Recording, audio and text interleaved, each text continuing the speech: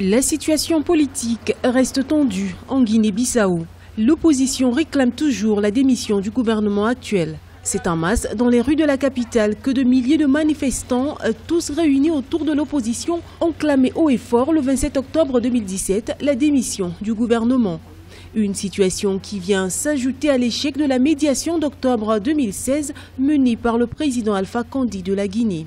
Le gouvernement actuel de la Guinée-Bissau, le cinquième depuis les élections de 2014, n'a pas le soutien du PAIGC, le parti qui a remporté les élections avec une majorité absolue. Donc c'est une situation qui a provoqué une impasse politique ayant conduit un certain nombre de pays, il faut le rappeler, et d'institutions internationales, à faire des appels au président bissau-guinéen pour qu'il applique le consensus destiné à la mise en œuvre de l'accord de Conakry.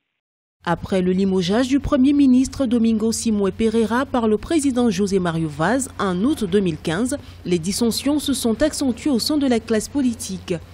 En décembre 2016, soit 2 mois après la médiation, le nouveau Premier ministre Umaru Sissoko Embalo prêtait serment. Le Parti africain pour l'indépendance de la Guinée et du Cap-Vert, rejetant ce nouveau chef du gouvernement, a accusé le président Mario Vaz de violer l'accord de Conakry avant d'exiger un choix consensuel d'un Premier ministre.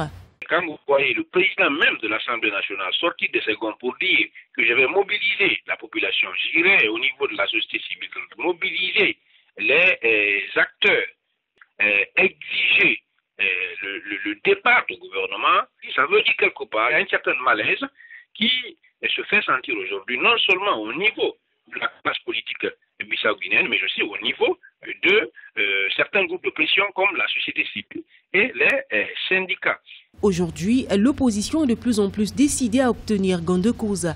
D'ailleurs, selon un communiqué du collectif de l'opposition, les manifestations entamées le 27 octobre se poursuivront jusqu'au 5 novembre 2017.